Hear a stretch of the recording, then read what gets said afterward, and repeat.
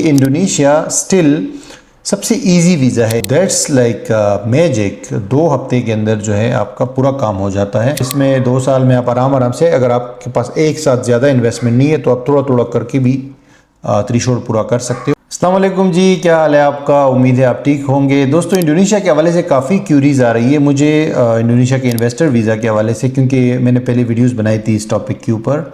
तो अभी मैंने कहा यार आपको अपडेट करता हूँ क्योंकि काफ़ी टाइम हो गया है। बेसिकली इंडोनेशिया स्टिल सबसे इजी वीज़ा है, इन्वेस्टर वीज़ा। आपको रिक्वायरमेंट्स बहुत कम चाहिए इस वीज़ा के लिए, कम से कम रिक्वायरमेंट्स। जस्ट आप क्योंकि कंपनी बेस्ड होता है ये, पहले आपकी कंपनी बनती है, उसके बाद आपका इन्वेस्टर 2 साल का वीज़ा निकलता है।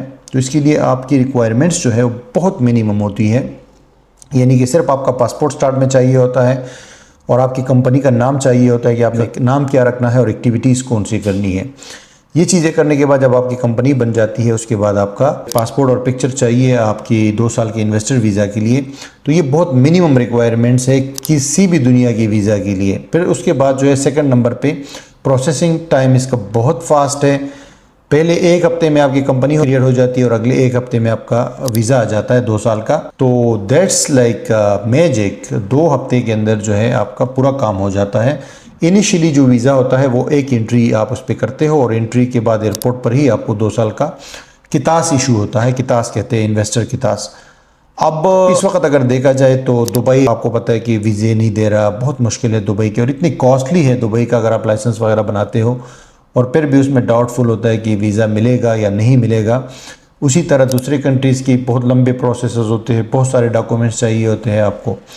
और इसी तरह अगर आप देखें तो मलेशिया का भी इतना ईजी नहीं है, लेकिन इंडोनेशिया बहुत मुनासिब कीमत में आपका काम हो जाता है। मतलब आपको जस्ट कंपनी और फिर इन्वेस्टर वीज़ा ये 2 हफ्ते के अंदर आपका हो जाता है और सिर्फ आपका पासपोर्ट और पिक्चर चाहिए होती है। मतलब this are all the documents, यानी कि इन्वेस्टर वीज़ा के लिए। अब इन्वेस्टर वीज़ा पे आप क्या कर सकते हो? आप इंडोनेशिया में इन्वेस्टमेंट कर सकते हो।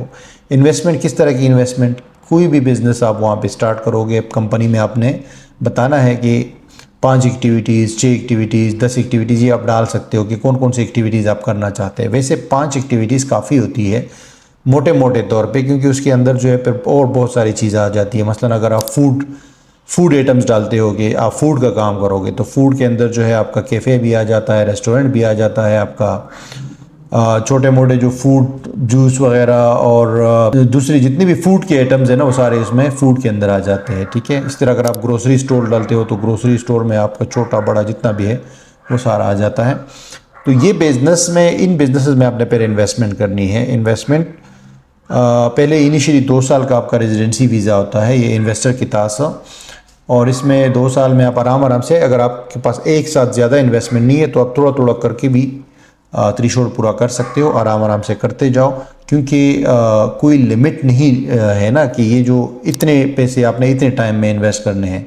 अक्सर लोग जो है छोटा छोटा करके अपने प्रोफाइल बनाते रहते हैं, ट्रांजैक्शंस करते रहते हैं, बाहर से पैसे सेंड करते हैं अपने अकाउंट में, कंपनी के अकाउंट में ख़ास तौर पे। तो ट्रांजैक्शन आपकी चलती रहती है, जिससे आपकी प्रोफाइल जो है वो स्ट्रॉन्ग होती जाती है इमिग्रेशन की नज़र में और वहाँ की गवर्नमेंट की नज़र में। तो इसी तरह आप अगर जाओगे वहाँ पे और अपनी एक्टिविटीज़ को स्टार्ट करोगे तो फिर आपको इसमें मतलब इसमें बिज़नेस कोई भी कर सकते हो। ये कोई रुकावट नहीं है कि कौन सा बिज़नेस नहीं कर सकते, कौन सा कर सकते।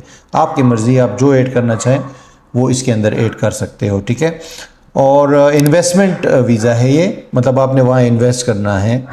ये नहीं कि आपने वहाँ बैठ जाना है, किसी शॉप के अंदर आपने काम करना है, ऐसा नहीं है। आप इन्वेस्ट करोगे, यानी आप एक बिज़नेस स्टार्ट करना चाह रहे हो, आपको लोकल स्टाफ रखना पड़ता है वहाँ पे।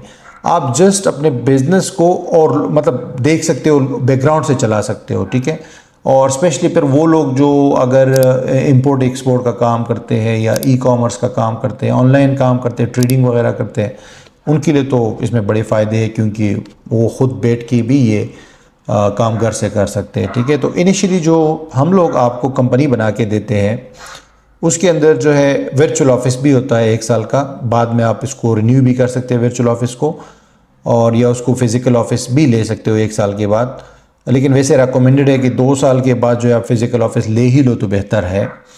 और इसके अलावा बाकी सारे डॉक्यूमेंट्स जो कंप्लायंस होती है ना, वो सारी चीज़ें कंप्लीट करके आपको ये पैकेज देते हैं बहुत मुनासिब प्राइस में। और सबसे अच्छी बात मैंने जो शुरू में कहा कि जल्दी होता है और कम से कम रिक्वायरमेंट्स। कोई भी और कंट्री का आप करोगे ना तो आपको रिक्वायरमेंट्स ज़्यादा चाहिए, बहुत सारे डॉक्यूमेंट्स चाहिए होते हैं, फिर बहुत सारा वेट करना पड़ता है। अब जैसे ओमान ने रिसेंटली हमारे बहुत सारे क्लाइंट्स के हमने अप्लाई किए थे, लेकिन बीच में एकदम से वो बंद कर दिया उन्होंने ना, तो ये भी मसले होते हैं दूसरी कंट्रीज़ में। इंडोनेशिया में ये मसला नहीं है, अभी 2 साल से तो बिल्कुल स्मूथ चल रहा है सब कुछ, ठीक है, which is very good, very very good. तो अगर आप इसमें इंटरेस्टेड हो, जैसे कि हमें बहुत सारे लोग रब्ता कर रहे, तो अपडेट में ये दे रहा था कि अभी भी सेम है प्रोसेस, कोई ज़्यादा चेंज 19-20 चेंज हुआ है, ज़्यादा चेंजेस नहीं आए हैं, ठीक है। थोड़ी सी प्राइस उन्होंने बढ़ा दी है, बाकी चीज़ें सेम है, ठीक है। तो ये नंबर है हमारा व्हाट्सएप का, इस पर आप रब्ता कर सकते हो और प्रोसेस करवा सकते हो जल्द अज जल्द।